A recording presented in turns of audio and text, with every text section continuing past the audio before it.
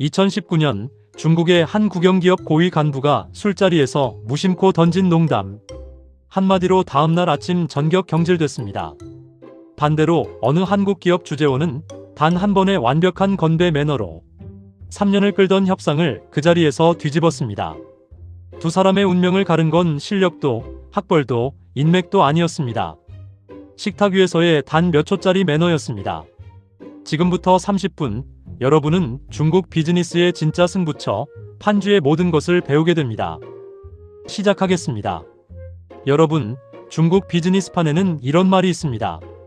중국에서 진짜 중요한 결정은 회의실이 아니라 식탁 위에서 이루어진다. 중국어로 이걸 판주라고 부릅니다.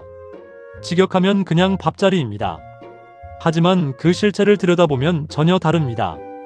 판주는 인품, 순발력, EQ, 충성도를 한꺼번에 관찰하는 무대이자 서열과 체면이 격렬하게 부딪히는 조용한 전쟁터입니다.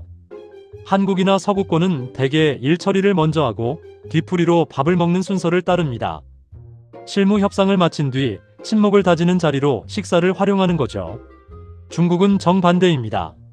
먼저 밥을 먹으며 인간관계, 이른바 런마이를 확인한 뒤에야 비즈니스 이야기를 시작합니다. 계약서에 도장을 찍기 전에 상대방이 함께 밥을 먹을 만한 사람인지부터 시험하는 겁니다. 그래서 실무자끼리 아무리 좋은 조건을 준비해도 이 판주 단계를 통과하지 못하면 협상 테이블에 올라가지도 못하는 경우가 비일비재합니다. 특히 중요한 개념이 하나 있습니다. 바로 이주차린, 즉 술을 통해 사람을 살핀다는 원칙입니다. 이 자리에서 상대는 여러분의 이런 것들을 관찰합니다. 서열에 맞게 행동하는가, 즉 예의를 아는가. 돌발 상황에서 어떻게 대처하는가, 즉 순발력이 있는가. 분위기를 읽고 상대의 체면을 세워주는가, 즉 EQ가 높은가. 그리고 조직과 상사에게 어떤 태도를 보이는가, 즉 충성도는 어떠한가. 즉 판주는 단순한 접대가 아니라 당신이라는 사람과 당신이 대표하는 조직을 검증하는 비공식 실사인 셈입니다. 중국 식당의 특징적인 거대한 원탁을 유심히 보셔야 합니다. 사람들이 둘러앉는 순간 자연스럽게 역할이 나뉩니다. 먼저 대화를 주도하고 분위기를 이끄는 메인 스피커, 보통 최고 위층이거나 그의 신임을 받는 핵심 참모입니다. 그 다음은 적절한 타이밍에 추임새와 리액션을 넣어 분위기를 살리는 호응자입니다. 마지막으로 메뉴, 술, 좌석 배치 같은 자리의 디테일을 챙기는 실무 담당자, 대개 신입이나 비서급 직원이 이 역할을 맡습니다. 이 역할 배분을 유심히 관찰하면 상대 조직 내부의 실제 권력 구조와 신뢰 서열을 파악할 수 있습니다. 이건 명함만 봐서는 절대 알 수 없는 정보입니다. 다음 이야기는 이 서열을 실제로 어떻게 읽고 어디에 앉아야 하는지에 관한 것입니다. 판주에서 가장 먼저, 가장 조용히, 그러나 가장 결정적으로 벌어지는 일이 있습니다.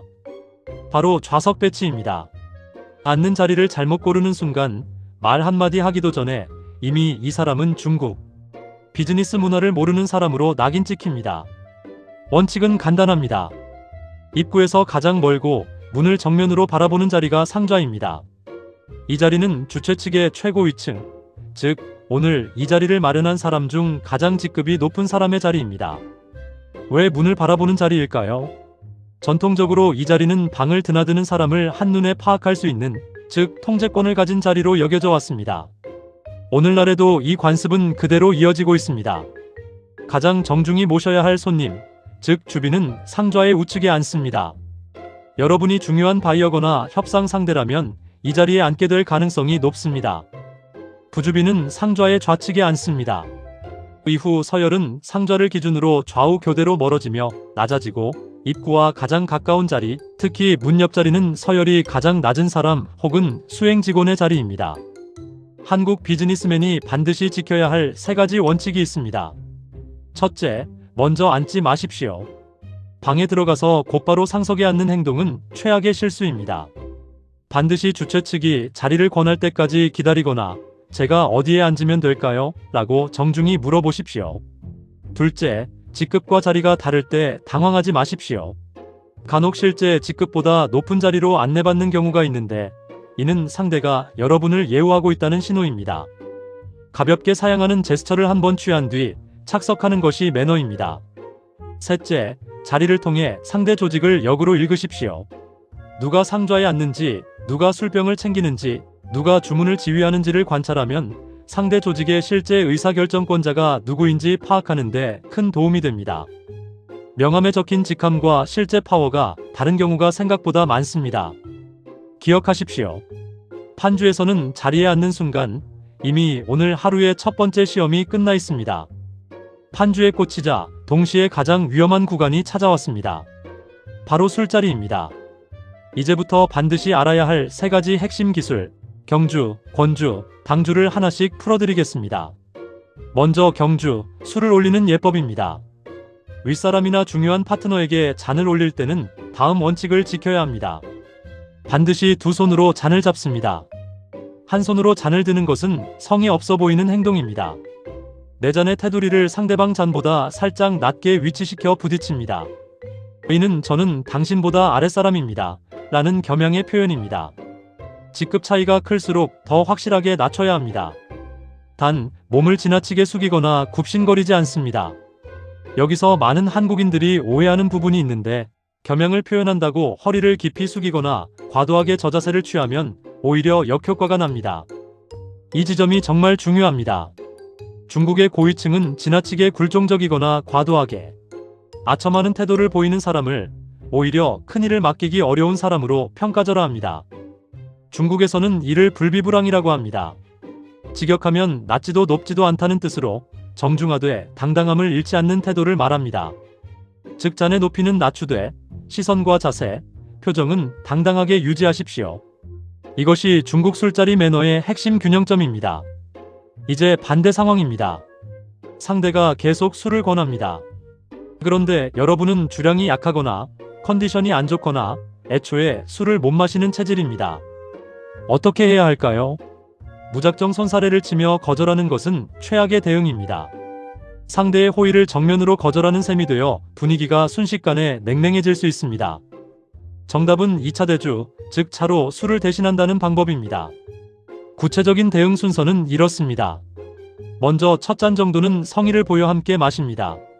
이후 더 권유가 들어오면 차나 음료가 담긴 잔을 정중히 들며 이렇게 말합니다. 제가 몸이 약해서 혹은 알레르기가 있어서 오늘은 차로 마음을 다해 올리겠습니다. 이때 표정과 태도가 중요합니다. 미안해하거나 위축된 모습이 아니라 웃으며 당당하게 이야기해야 상대도 자연스럽게 받아들입니다. 핵심은 이겁니다. 거절이 아니라 대체입니다. 상대의 호의를 무시하는 게 아니라 다른 방식으로 정성을 표현하는 것이죠. 이렇게 하면 오히려 센스 있는 사람이라는 평가를 받습니다. 참고로 이건 술을 권하는 쪽에서도 마찬가지입니다. 상대가 거절 의사를 보이면 무리하게 강권하지 않고 먼저 2차 대주를 제안하며 상대의 체면을 살려주는 것이 요즘 세련된 매너로 통합니다.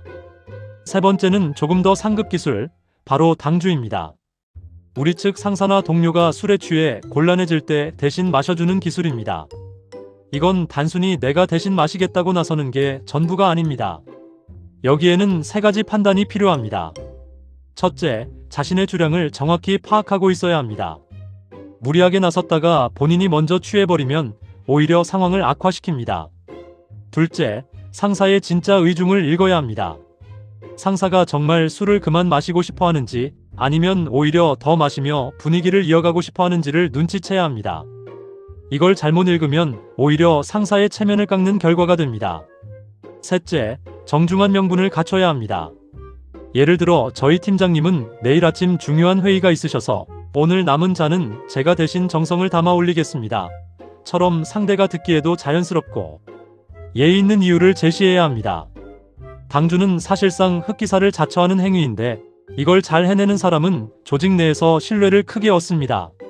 실제로 중국 국유기업이나 대기업에서는 이 당주 역할을 잘 수행하는 젊은 직원이 상사의 눈에 띄어 빠르게 승진하는 경우도 적지 않습니다.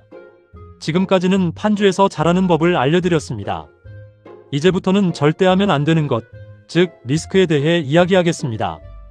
이 부분을 가볍게 여기고 넘어가면 앞서 배운 모든 매너가 한순간에 무의미해질 수 있습니다. 먼저 알아야 할 것은 판쥐가 단순한 친목의 장이 아니라는 사실입니다. 겉으로는 서먹해 보이는 관계도 술잔이 오가는 사이의 비공식적인 연대, 이른바 취안증을 형성하고 여기서 암묵적인 이익거래나 인사청탁 같은 것들이 오가기도 합니다.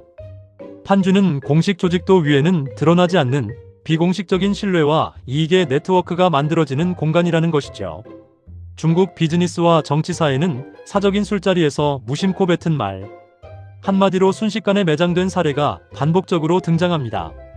술 기운에 정치나 상사에 대한 불만을 토로하거나 선을 넘는 발언을 했다가 밀고자에 의해 그 내용이 외부로 흘러나가면서 커리어 전체가 무너지는 경우입니다. 아무리 친밀해 보이는 사적인 연애라 해도 판주는 완전한 사적 공간이 아닙니다. 어디선가 누군가 듣고 있거나 심지어 녹음되고 있을 수도 있는 공간이라고 생각하셔야 합니다. 특히 최근에는 스마트폰 하나로 언제든 녹음이 가능한 시대이기 때문에 이 리스크는 과거보다 오히려 더 커졌다고 봐야 합니다. 여기에 더해 최근 몇 년간 중국은 공직자 및 비즈니스 결탁에 대한 사정을 대폭 강화했습니다. 이른바 파란 규정과 각급 기관의 가장 엄격한 금주령이 그것입니다. 이로 인해 공식적인 자리에서의 처신, 즉 어디까지가 허용되는 접대이고 어디부터가 문제가 되는 접대인지에 대한 줄타기와 리스크 관리가 그 어느 때보다 중요해졌습니다. 한국 기업 입장에서 특히 조심해야 할 부분입니다. 과거 방식대로 일단 화끈하게 접대하면 된다는 접근은 이제 오히려 상대방을 곤란하게 만들거나 심하면 반부패 조사의 빌미가 될 수도 있습니다. 최근 파트너가 되는 중국 측 공무원이나 국유기업 임원들은 오히려 과도한 접대를 부담스러워하거나 정중히 거절하는 경우도 늘고 있다는 점 꼭 기억하시기 바랍니다. 판주 자리에서 절대 입에 담지 말아야 할 5가지 주제가 있습니다. 첫째, 중국의 정치 체제나 지도부에 대한 평가나 비판입니다. 둘째, 양안 관계나 영토 문제 같은 민감한 외교 이슈입니다. 셋째, 상대 회사 내부 인사에 대한 험담이나 뒷담화입니다. 넷째, 우리 회사나 본사의 기밀 정보, 미공개 경영 사안입니다. 다섯째, 반부패 규정 위반 소지가 있는 접대나 선물 관련 언급입니다. 아무리 취해도 지킬 건 지킨다. 이게 판주에서 살아남는 가장 확실한 원칙입니다. 지금까지 다소 긴장되는 이야기가 많았죠. 이번에는 판주가 왜 중국 비즈니스에서 이렇게까지 중요한 위치를 차지하는지 그 근본 원리를 설명해 드리겠습니다. 서양식 문화에서는 각자 부담, 이른바 더치페이가 일반적입니다. 하지만 중국의 판주는 이와 정반대로 집단주의적 유대감과 체면 세워주기를 기초로 작동합니다. 식사 자리에서 누가 계산을 하는지, 누가 먼저 술을 권하는지, 누가 상대를 얼마나 정중히 대접하는지 이 모든 것이 체면을 주고받는 상징적 행위입니다. 그리고 이 체면은 단순한 예의가 아니라 비즈니스 관계의 신뢰도를 나타내는 지표로 작동합니다. 접대를 받은 사람에게는 이를 추후 갚아야 한다는 암묵적인 인정의 부채가 쌓입니다. 그리고 이 부채를 갚는 과정, 즉 다음번에 내가 자리를 마련하고 대접하는 과정을 통해 강한 비즈니스 고리가 완성됩니다. 이게 왜 중요하냐면 서구식 계약 관계는 이번 거래가 끝나면 관계도 끝인 경우가 많은 반면 중국식 인정 관계는 거래가 끝나도 관계가 이어지는 구조이기 때문입니다. 그래서 중국에서 오래 사업을 하는 기업들은 한 번의 큰 계약보다 꾸준히 인정을 주고받는 관계, 관리에 훨씬 많은 공을 들입니다. 그럼 실전 팁을 4가지로 정리해드립니다. 첫째, 받았으면 반드시 갚으십시오. 상대가 자리를 마련했다면 다음번엔 반드시 여러분이 상응하는 자리를 마련해야 합니다.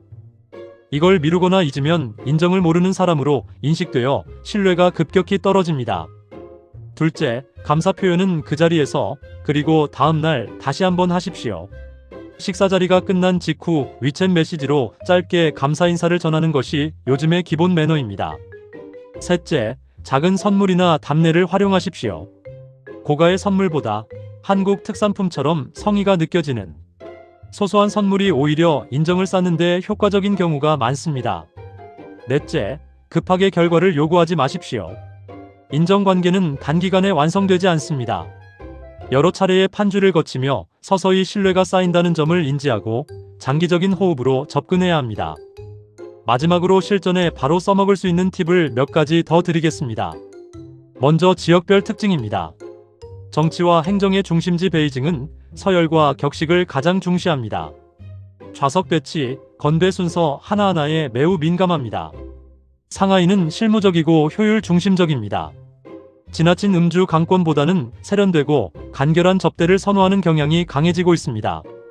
광저우와 선전은 홍콩, 광둥 문화의 영향으로 차와 딤섬을 활용한 비교적 가벼운 형태의 판쥐, 이른바 차 마시며 이야기하기 문화가 발달해 있습니다.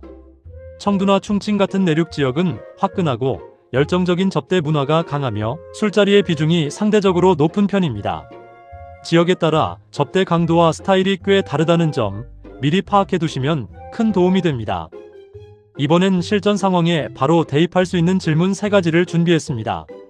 첫 번째, 갑자기 처음 만난 자리에서 바로 상석에 앉으라고 권할 때는 어떻게 해야 할까요? 한 번은 정중히 사양하는 제스처를 취한 뒤 재차 권하면 감사 인사와 함께 착석하십시오. 처음부터 거절없이 바로 앉으면 예의 없어 보이고 끝까지 사양하면 분위기를 어색하게 만듭니다. 두 번째, 협상 중인 민감한 사안을 술자리에서 갑자기 캐물을 때는 어떻게 해야 할까요? 즉답을 피하고 오늘은 좋은 자리이니 편하게 즐기시죠. 그 부분은 내일 실무진과 자세히 논의하겠습니다. 처럼 자리와 안건을 분리하는 화법을 쓰십시오. 술자리에서 성급하게 조건을 확정짓는 것은 양측 모두에게 리스크입니다. 세 번째, 여성이거나 술을 전혀 못 마시는 경우는 어떻게 해야 할까요?